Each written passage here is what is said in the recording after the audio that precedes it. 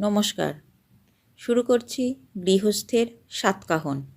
আজকের গল্প নতুন বইয়ের গন্ধ শোঁকা।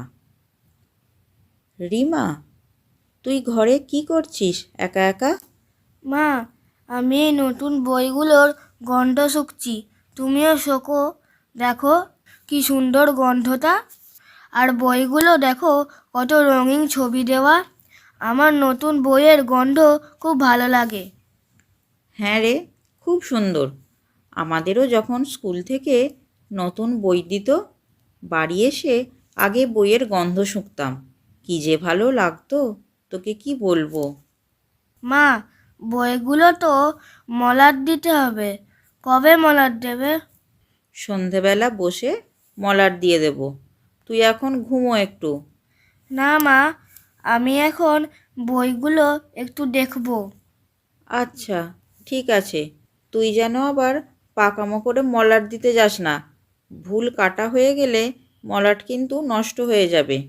মা, তুমি যখন স্কুলে পড়তে তখনও কি এরকম স্কুল থেকে ব্রাউন পেপার দিয়ে মলাট দিতে হতো? না রে, আমাদের সময় তখন এসবের অত চল ছিল না।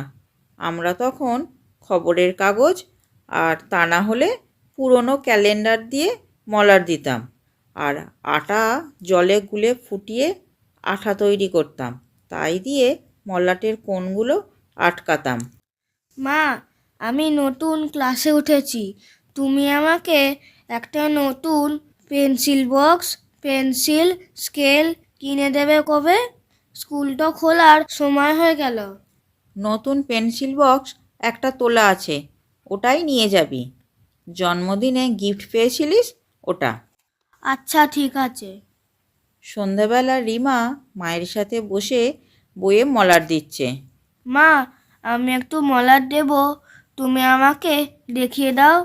তুই এখন পারবি না, তুই বরং আমাকে সেলো টেপ কেটে দে। মা, আমি পারবো, তুমি আমাকে দেখাও।